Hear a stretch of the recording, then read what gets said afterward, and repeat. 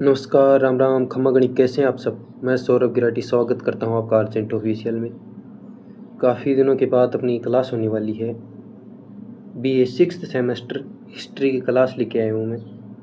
इसलिए अगर आप चैनल पर फर्स्ट टाइम विजिट कर रहे हैं तो चैनल को सब्सक्राइब कर देना, वीडियो को लाइक कर देना।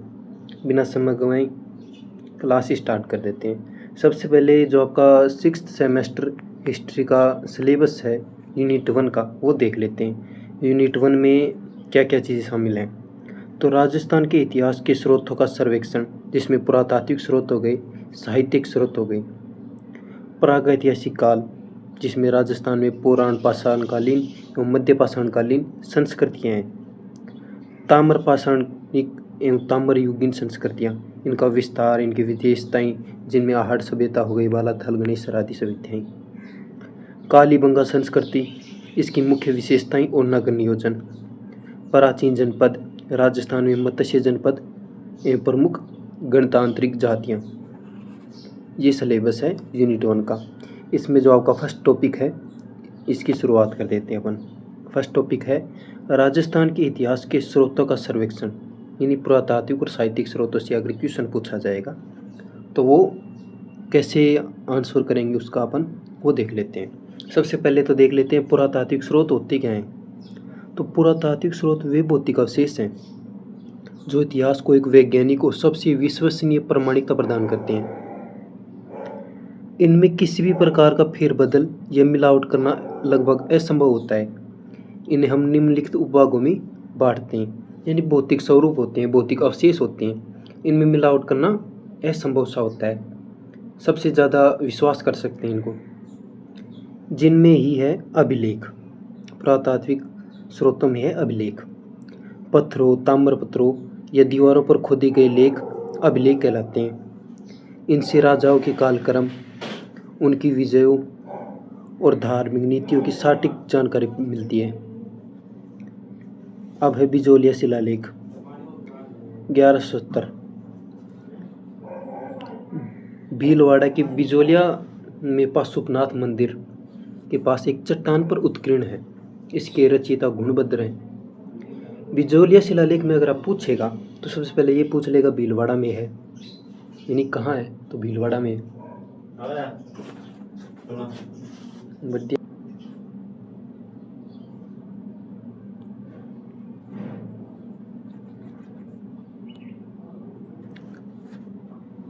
यानी बिजोलिया शिलालेख में पूछेगा तो सबसे पहले ये पूछ लेगा कहाँ स्थित है।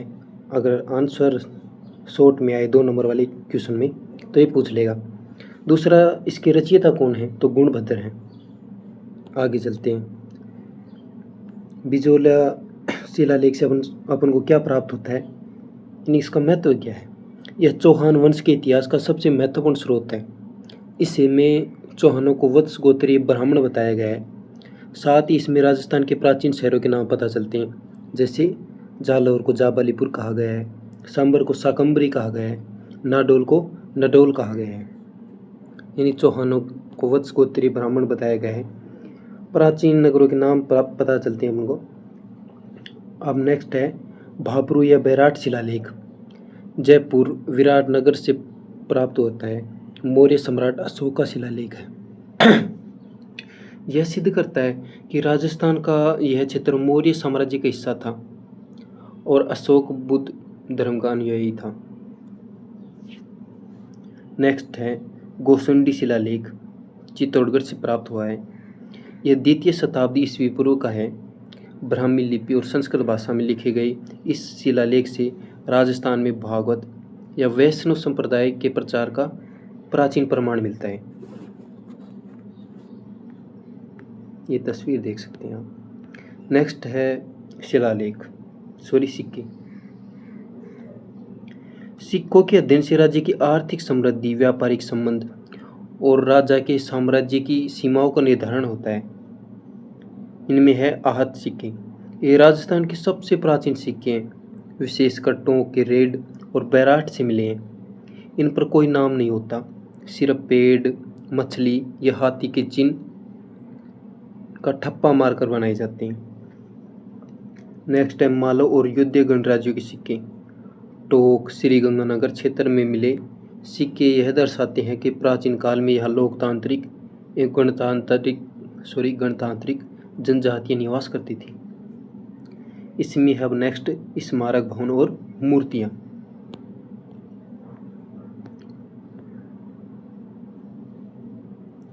राजस्थान के भव्य दुर्ग चित्तौड़गढ़, कुंभलगढ़, मेहरानगढ़, प्राचीन मंदिर जिनमें ओसिया के मंदिर, दिलवाड़ा के जैन मंदिर और बावड़ियाँ तत्कालीन स्थापत्य कला, दुर्ग निर्माण तकनीक और सामाजिक धार्मिक जीवन को प्रदर्शित करती हैं।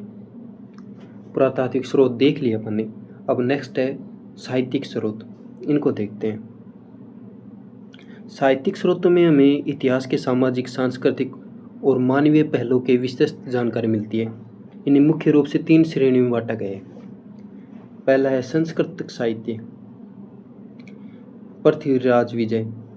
इसकी रचना कश्मीर कवि जयनक ने की थी।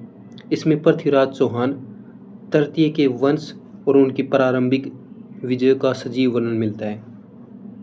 हमीर महाकाव्य नयनचंद्र सूरी द्वारा रचित इस ग्रंथ से रणथंभौर के शासक हमीर देव और अलाउद्दीन खिलजी के बीच हुए युद्ध का राजस्थान के पहले साके जौहर की विस्तृत जानकारी मिलती है। यानी कि जो रणथंभौर में साका हुआ था, अलाउद्दीन खिलजी और हमीर के बीच जो युद्ध हुआ था, उनकी जानकारी मिलती है। संस्कृत साहित्य के बाद अपना राजस्थानी साहित्य आ जाता है। राजस्थानी साहित्य और ख्यात साहित्य। ख्यात किसे कहते हैं ये देख लेते हैं अपन सबसे पहले। ख्यात का अर्थ होता है किसी राजा या वंश की कीर्ति का वर्णन करना। यानी कोई राजा हो गया या फिर उसका कोई वंश हो गया, उसकी कीर्ति, उसकी विजय का वर्णन ख्यात कहलाता है। यह राजस्थानी इतिहास की अपनी अनूठी शैली है। अब इनमें देख लेते हैं। पहली है मोहनोत्तनैन श्री ख्यात। जोधपुर के महाराजा जसवंत सिंह प्रथम के दरबारी दीवान मोहनोत्तनैन सिंह द्वारा लिखा गया। इन्हें राजस्थान का अबुल फजल भी कहा जाता है। इनकी ख्यात की सबसे बड़ी विशेषता यह है कि इसमें कहीं भी या था कि अनावश्यक अतिशयोक्तिपूर्ण शब्द नहीं है। यह भेद तथ्यात्मक है, यानी कि या और था का अनावश्यक प्रयोग नहीं हुआ है। नेक्स्ट है पृथ्वीराज रासो। चंद्रबरदाई द्वारा रचित यह ग्रंथ डिंगल पिंगल भाषा में है। इसमें राजपूतों की उत्पत्ति का प्रसिद्ध अग्निकुंड सिद्धांत है। आबू पर्वत पर वशिष्ठ मुनि के यज्ञ से उत्पत्ति बताई गई है। नेक्स्ट है बांकीदासरी ख्यात। इसमें जोधपुर राज्य के इतिहास के साथ साथ अंग्रेजों के भारत आगमन और स्थायी जनता पर उनके प्रभाव का वर्णन है। अब है फारसी या मुस्लिम तवारिख, यानी फारसी साहित्य। मध्यकाल में दिल्ली सल्तनत और मुगल साम्राज्य के साथ राजस्थान के संबंधों को समझने के लिए यह स्रोत बहुत जरूरी है। खजाइन उल फतवा तारीख-ए-लाई अमीर खुसरो द्वारा रचित हुई है। अमीर खुसरो स्वयं अलाउद्दीन खिलजी के साथ सैन्य अभियानों में था। इस ग्रंथ में चित्तौड़ के आक्रमण और रानी पद्मिनी के जौहर के समय की स्थितियों का आंखों देखा विवरण मिलता है। मुतुखुब उत तवारिख अब्दुल कादिर बदायूनी द्वारा रचित है। यानी बदायूनी द्वारा रचित है। बदायूनी खुद हल्दी घाटी के युद्ध में मौजूद था, इसलिए महाराणा प्रताप और अकबर के बीच हुए संघर्ष का यह सबसे महत्वपूर्ण स्रोत है। अब इसमें थोड़े से शॉर्ट चीज़ें हैं सारांश के रूप में। स्रोतों का वर्ग, प्रमुख स्रोत, लेखक स्थान और ऐतिहासिक महत्व। यानी यहाँ पर स्रोत, इसके जो ग्रंथ है कौन सा स्रोत है, लेखक कौन है उसकी, और इसका महत्व क्या है। स्रोतों में जैसे पुरातात्विक स्रोत है, ग्रंथ कौन सा है, बिजोलिया शिलालेख है। लेखन, इसका लेखक कौन है, तो भीलवाड़ा में गुणभद्र ने लिखा है। महत्व क्या है कि चौहानों को वत्स गोत्र ब्राह्मण बताया गया है और प्राचीन नगरों के नाम पता चलते हैं। इसी में अब आगे बढ़ते हैं। पुरातात्विक स्रोत है गोसुंडी शिलालेख जो चित्तौड़गढ़ में प्राप्त होता है। राजस्थान में भागवत या वैष्णव धर्म का सबसे प्राचीन प्रमाण इसी से प्राप्त होता है। अब है साहित्यिक स्रोत। मोणोत्तनैंसी विख्यात है, मोणोत्तनैंसी द्वारा लिखा गया है। राजस्थान की प्रथम और सबसे प्रमाणिक ख्यात है मोणोत्तनैंसी। इसी में नेक्स्ट है साहित्यिक, पृथ्वीराज विजय द्वारा लिखा गया है, जैनक द्वारा लिखा गया है। पृथ्वीराज विजय इस ग्रंथ का नाम है। चौहान वंश का क्रमबद्ध इतिहास और सांस्कृतिक उपलब्धियां प्राप्त होती हैं। अब है साहित्यिक जिसमें खजाइन उल फतूह है, अमीर खुसरो द्वारा लिखी गई है। अलाउद्दीन खिलजी के रणथंभौर और चित्तौड़ आक्रमण का आंखों देखा वर्णन अमीर खुसरो करता है। इस प्रकार पुरातात्विक स्रोत जहाँ राजस्थान के इतिहास को एक कंकाल या ढांचा प्रदान करते हैं, वहीं साहित्यिक स्रोत प्राण फूंकने का काम करते हैं। दोनों के समन्वय से राजस्थान का प्रमाणिक इतिहास तैयार होता है। काफ़ी डिटेल में पढ़ लिया, इतना डिटेल में आपको कोई नहीं पढ़ाएगा, देख लेना आप। नेक्स्ट अपन जो आपका सेकंड टॉपिक है यूनिट 1 का, उस पर चलते हैं। प्रागैतिहासिक काल। राजस्थान में पूर्व पाषाणकालीन एवं मध्य पाषाणकालीन संस्कृतियाँ।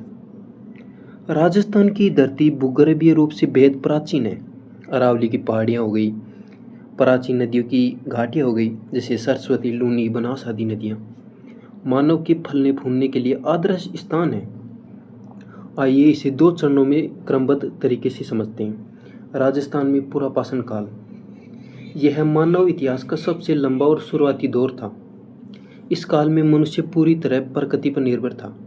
वह खाद्य संग्राहक और शिकारी था। उसे कृषि या पशुपालन का कोई ज्ञान नहीं था। इस समय के तकनीकी और औजारों को देखते हैं अपन। शुरुआत में औजार भारी और अनगढ़े थे जिन्हें क्वार्टरजाइट पत्थरों से बनाया जाता था। समय के साथ साथ इन औजारों का आकार छोटा और तेज होता गया, नुकीले होते गए। ये कुछ औजार थे पत्थर के, देख लेना आप। राजस्थान में अनुसंधान और प्रमुख स्थल। ऐतिहासिक तथ्य। राजस्थान में पूर्व पाषाण कालीन सभ्यता की खोज का श्रेय सी हैकेट को जाता है। उन्होंने 1870 ईस्वी में जयपुर और इंद्रगढ़ बूंदी में पहली बार पाषाणकालीन हस्तकुठार खोज निकाला। इसके बाद सेटनकार ने झालावाड़ से इस काल के उपकरण खोजे। इतना डिटेल में तो नहीं पूछेगा और मेरे को पता है आपको ये चीज़ें इतनी याद होती नहीं है, फिर भी अगर आप इस क्लास को अंत तक देखते हैं तो आपको सारांश समझ में आ जाएगा। और एक बार सारांश समझ में आ गया ना, फिर आपको कोई रोकने वाला है नहीं, अच्छे नंबर आएंगे आपके। चलो आगे चलते हैं।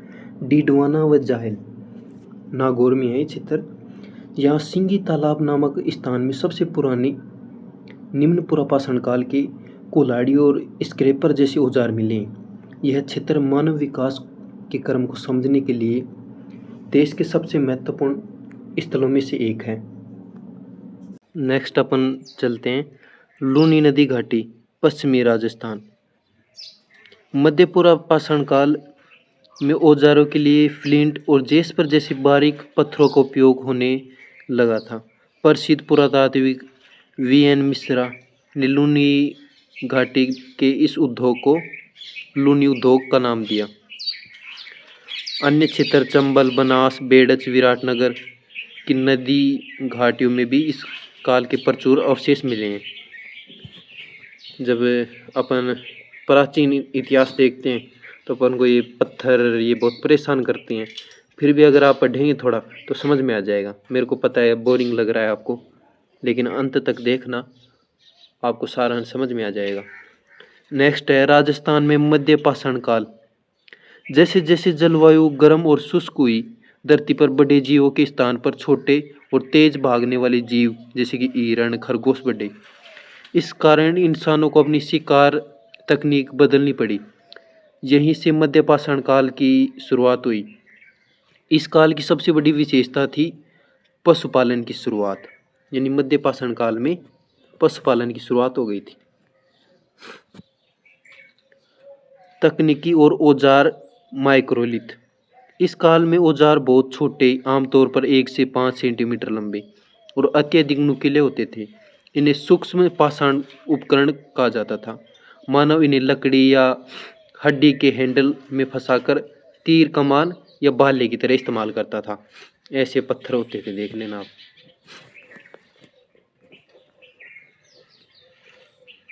राजस्थान के 2 सबसे महत्वपूर्ण मध्य पाषाणकालीन स्थल। यह हिस्सा आपकी परीक्षा के निबंधात्मक और लघु उत्तरीय प्रश्नों के लिए सबसे ज़्यादा जरूरी है, क्यों यहीं से पूछ लेता है। अपन बागौर स्थल की बात कर लेते हैं, ये भीलवाड़ा में है। आदिम संस्कृति का संग्रहालय रहा है। बागौर कोठारी नदी के तट पर स्थित है। इसका उत्खनन 1967 से लेकर 70 में डॉक्टर वीएन मिश्रा और एलएस लेसनिक द्वारा किया गया।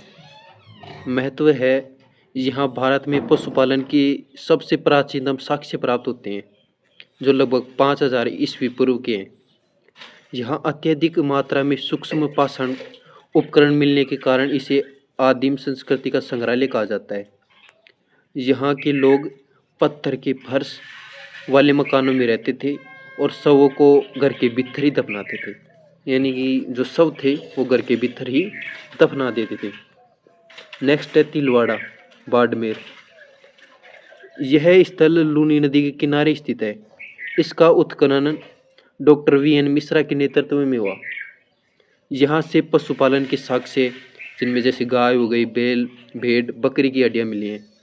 इसके साथ ही मिट्टी के बर्तन और आग के चूल्हे के अवशेष भी प्राप्त हुए हैं और स्थायी बसावट की ओर इशारा करते हैं।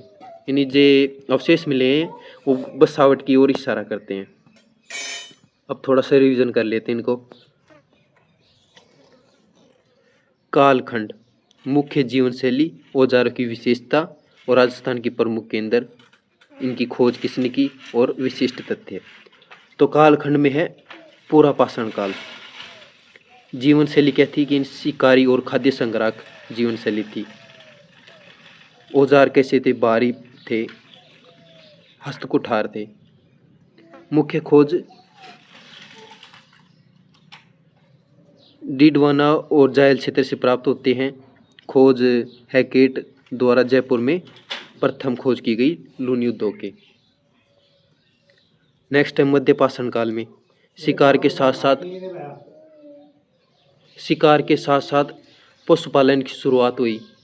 अत्यंत छोटे औजार, माइक्रोलिथ औजारों का उपयोग किया गया। बागौर, भीलवाड़ा, तिलवाड़ा आदि क्षेत्र प्रसिद्ध हैं, यानी यहीं से अवशेष मिलते हैं। बागौर में भारत में पशुपालन के प्राचीनतम साक्ष्य मिले हैं।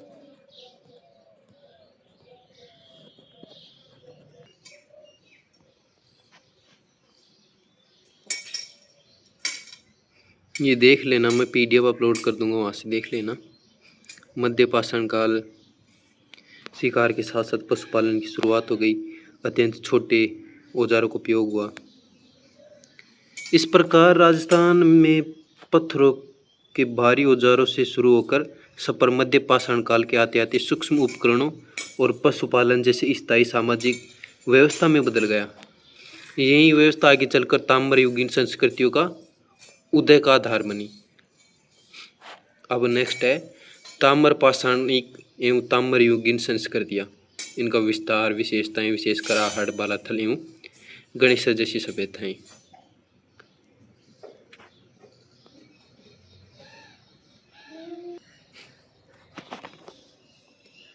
राजस्थान में अरावली पर्वतमाला के कारण तांबे के समृद्ध भंडार है।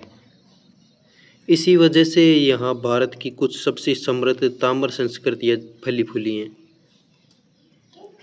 अपन अब आहड़ संस्कृति यानी आहड़ सभ्यता के बारे में बात कर लेते हैं। इसे ताम्रवती नगरी भी कहते हैं।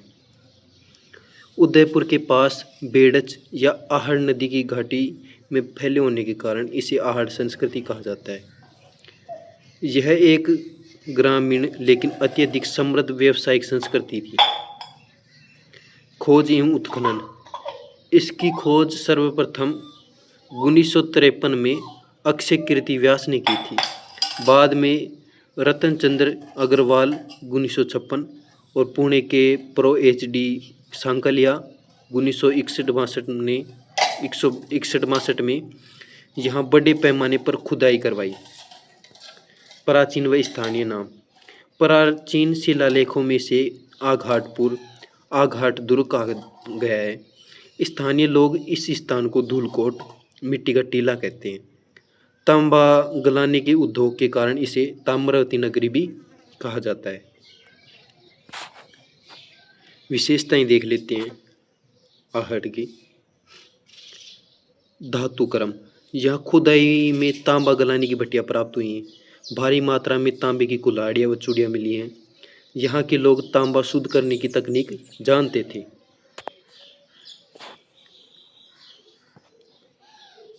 नेक्स्ट है मर्तभांड। यहाँ लाल और काले मर्तभांड मिले हैं जिन्हें उल्टी तपाई पद्धति से पकाया गया था। इन बर्तनों पर सफ़ेद रंग के सुंदर ज्यामितीय आकृतियां बनी हैं।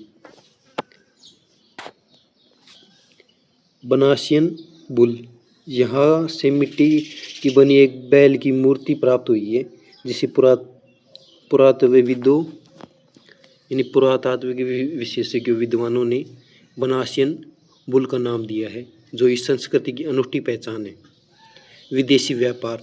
यहाँ से 6 तांबे की मूर्तियाँ मिली हैं जिनमें से एक पर यूनानी देवता अपोलो का चित्र और तीर कमान बना हुआ है। यह साबित करता है कि इनका व्यापार विदेशों तक था।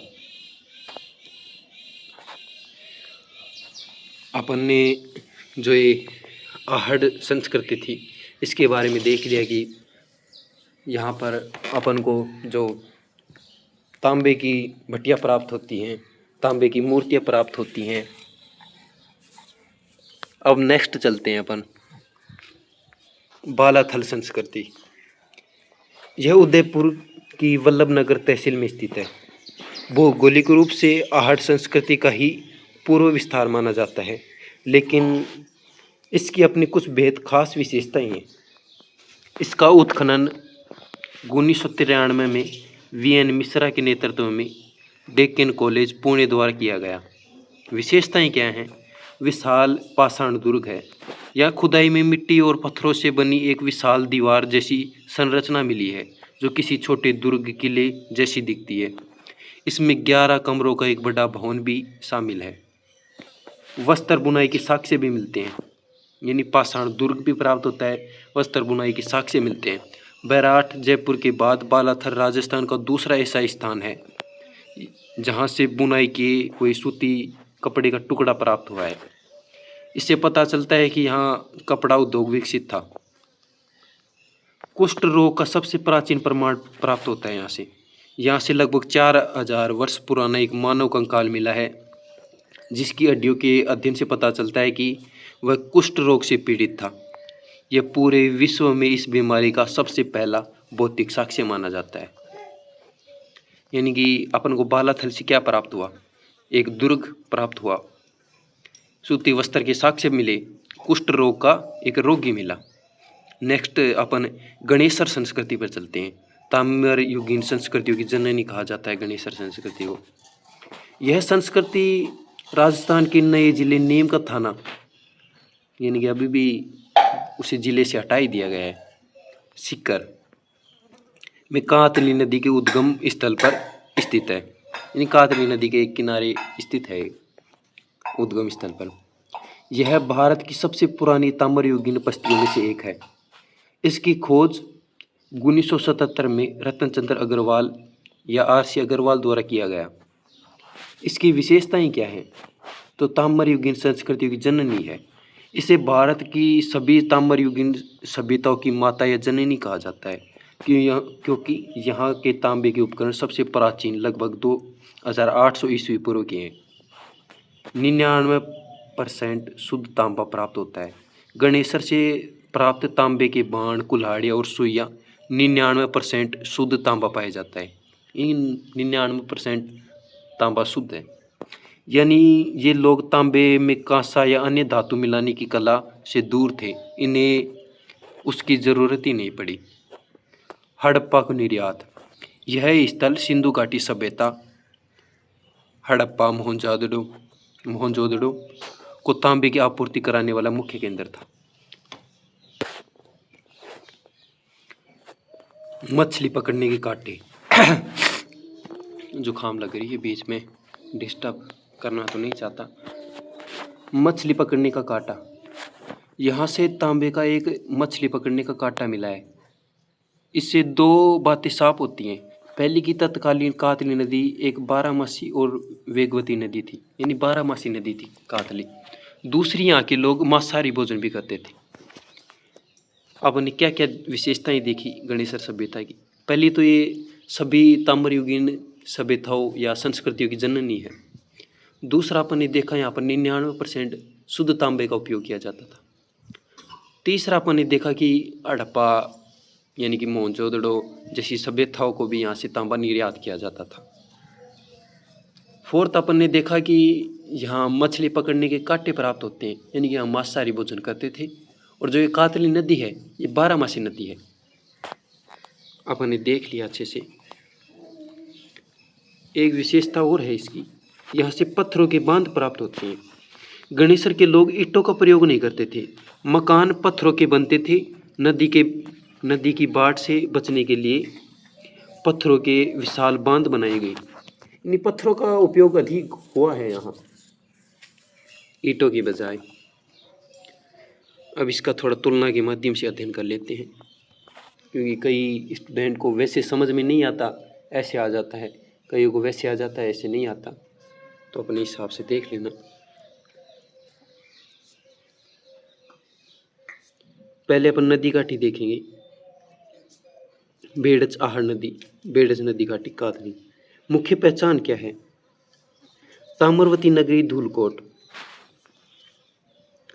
जो ताम्रवती नगरी है, दुर्ग जैसी संरचना, प्राचीनतम कुष्ठ रोग के साक्ष्य मिले हैं, ताम्रयुगीन संस्कृतियों की जननी है।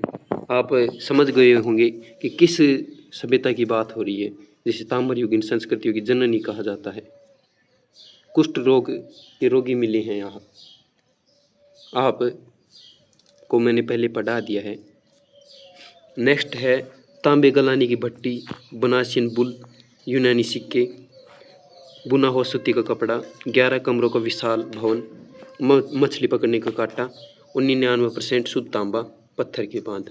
ये भी मैंने पढ़ा दिया है आपको। नेक्स्ट चलते हैं, पहले पढ़ाए थे।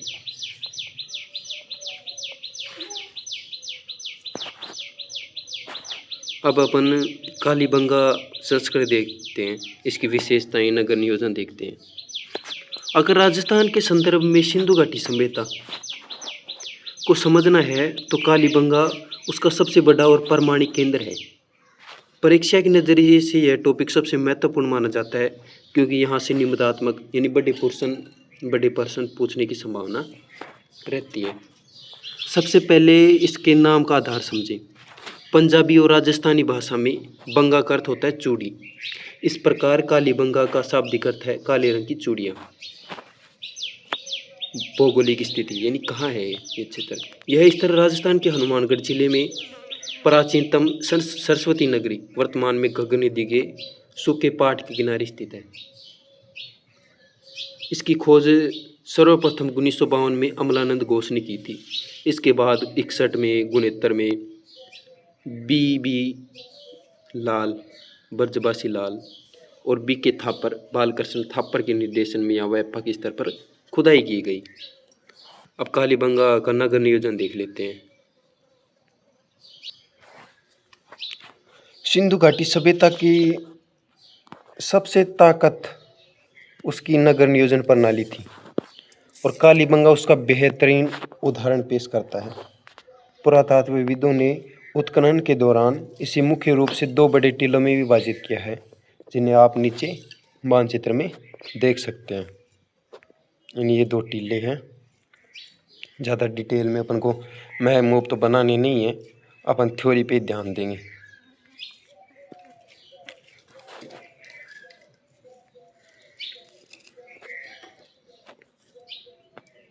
पहला है द्विस्तरीय नगर नियोजन।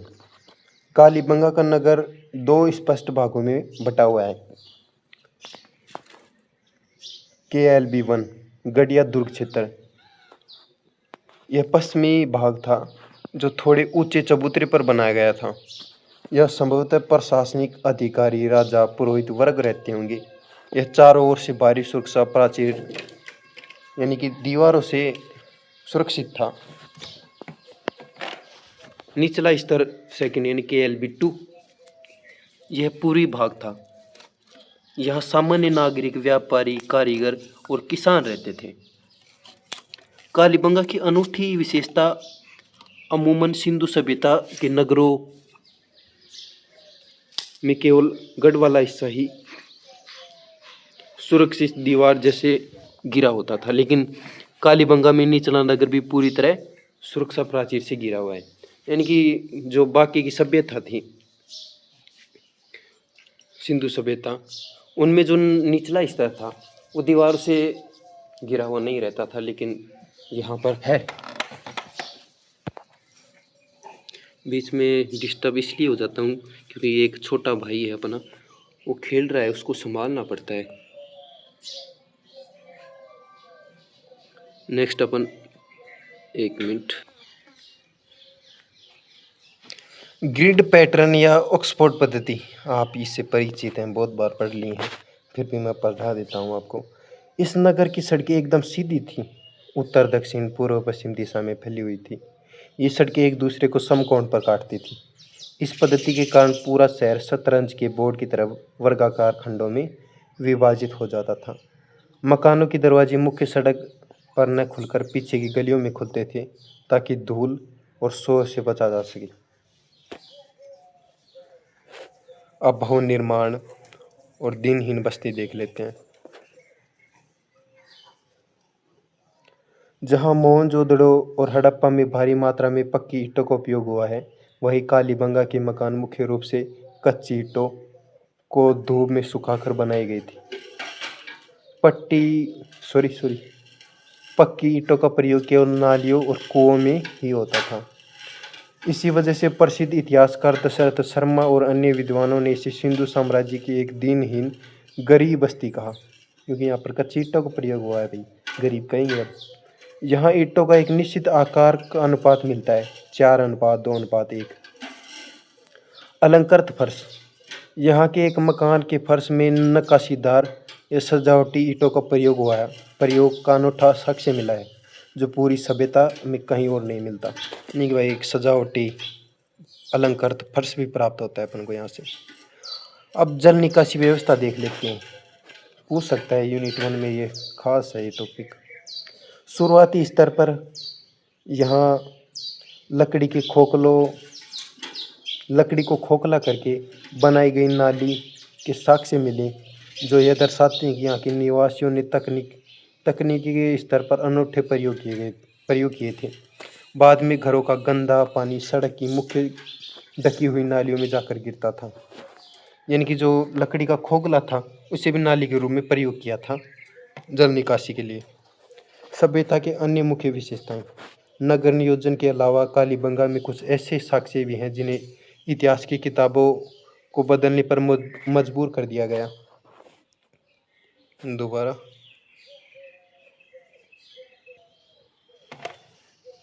विश्व का प्राचीनतम जुता हुआ खेत, यहाँ पाक हड़प्पा स्तर से एक ऐसा खेत मिला है जिसमें आड़ी तिरछी रेखाओं की जुताई की गई थी।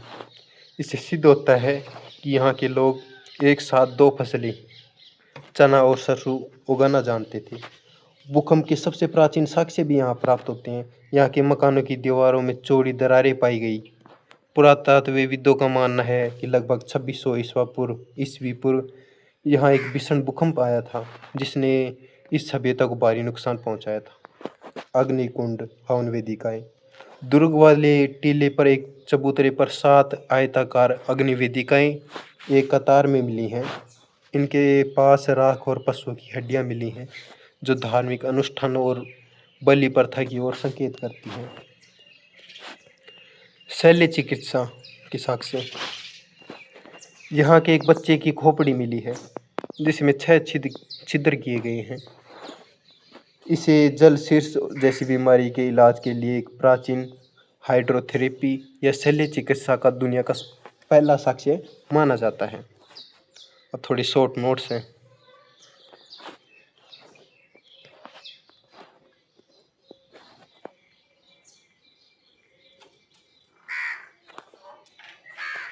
सड़कें देख ली, ग्रिड पद्धति देख ली, जुता हुआ खेत, लकड़ी की नाली, भूकंप के साक्ष्य, 7 अग्निकुंड, इस संक्षेप में अपने देख लिया। PDF अपलोड कर दूंगा, केवल आपका एक अच्छी तरह से आप समझ पाए, क्योंकि एक डायरेक्ट अपन PDF पढ़ेंगे तो आपको बोरिंग लगेगी। वीडियो को देख लेंगे तो आप काफ़ी चीज़ें आपको समझ में आ जाएंगी। प्राचीन जनपद राजस्थान में मत्स्य जनपद एवं प्रमुख गणतांत्रिक जातियाँ। बौद्ध ग्रंथ।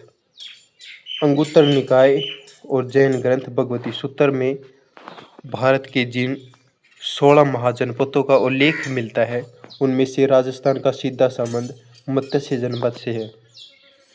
यानी 16 महाजनपदों में एक जनपद है राजस्थान में, मत्स्य जनपद।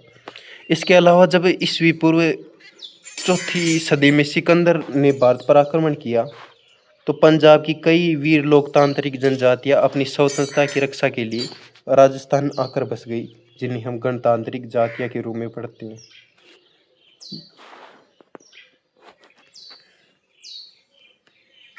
कम्बोजा, गंधारा, कुरु, ये जनजातियां हैं, पढ़ी हैं आपने, खूब पढ़ी हैं। अब अपन मत्स्य जनपद के बारे में बात करेंगे। यह राजस्थान का सबसे प्रमुख और प्राचीन जनपद था, जिसका उल्लेख ऋग्वेद में ही मिलता है। मत्स्य जनपद का भौगोलिक विस्तार। यह वर्तमान जयपुर, अलवर और भरतपुर के कुछ हिस्सों में फैला हुआ था। इसके एक ओर चंबल नदी थी तो दूसरी ओर सरस्वती नदी का जंगली क्षेत्र था। इसकी राजधानी विराटनगर, वर्तमान में बैराट या जयपुर थी। इसकी स्थापना राजा विराट ने की थी। महाभारत कालीन संदर्भ। महाभारत काल में पांडवों ने अपने 13 वर्ष का अज्ञातवास राजा विराट के महल में ही भेष बदलकर बिताया था। अर्जुन ने यहाँ वरंतरा बनकर राजा विराट की पुत्री उत्तरा को नृत्य सिखाया था। राजनीतिक अंत। प्रारंभ में चेदी जनपद ने इस पर अधिकार किया, लेकिन कालांतर में मगध साम्राज्य के उत्कर्ष के दौरान महापद्मनंद ने मत्स्य जनपद को जीतकर मगध साम्राज्य में मिला लिया।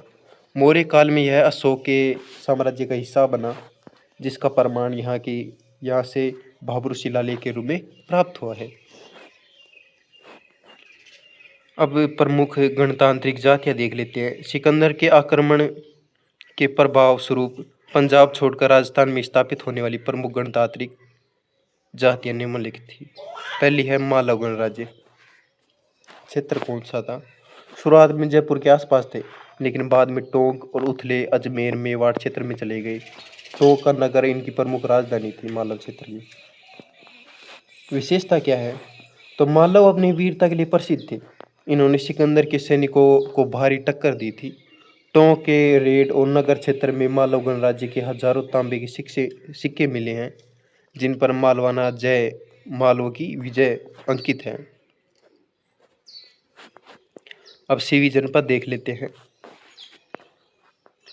पंजाब की यह जनजाति राजस्थान के चित्तौड़ क्षेत्र में आकर बसी थी। इनकी राजधानी मध्यमेका थी, जिसे वर्तमान में चित्तौड़ कहा जाता है। यहाँ से साक्ष्य क्या प्राप्त होते हैं? तो यहाँ की खुदाई में ऐसे सिक्के मिले हैं जिन पर ब्राह्मी लिपि में माझिमकाय सीवी जनपद यानी माध्यमिका के सीवी जनपद लिखा हुआ है। अब युद्ध गणराज्य की बात कर लेते हैं अपन। ये छोटे छोटे गणराज्य हैं। यह वीर जाति राजस्थान के उत्तरी भाग यानी वर्तमान श्रीगंगानगर और हनुमानगढ़ जिलों में फैली हुई थी। इनका ऐतिहासिक महत्व यह है कि योद्धाओं को उनकी अत्यधिक सैन्य कुशलता के लिए जाना जाता है। जूनागढ़ शिलालेख के अनुसार युद्धों ने ही उत्तर की ओर आने वाली शक्तिशाली कुषाण शासकों, विशेषकर कनिष्क और उसके उत्तराधिकारियों को आगे बढ़ने से रोका था और राजपूतानों को विदेशी दासता से मुक्त करवाया था। यानी योद्धा जनजाति है तो नाम से स्पष्ट हो रहा है यहाँ के योद्धा बहुत ही कुशल थे। नेक्स्ट है अर्जुनायन। यह जाति अलवर और भरतपुर के जिलों में निवास करती थी। इन्होंने मालव गणराज्य के साथ मिलकर विदेशी शकों के प्रभाव को समाप्त करने के लिए एक मजबूत गठबंधन बनाया। ये रिवीजन है इन सभी गणराज्यों का, अच्छे से देख लेना आप। वही बात मैं इसको PDF में कंप्लीट करवा दूंगा। यहाँ से अपनी जो फर्स्ट यूनिट है वो कंप्लीट हो गई। इस बार मैं थ्योरी बहुत डिटेल में लेके आया हूँ, इसको पढ़ना आप। अगर वीडियो पसंद आए तो वीडियो को लाइक करना। मिलते हैं अगले वीडियो में, तब तक के लिए टेक केयर, बाय बाय।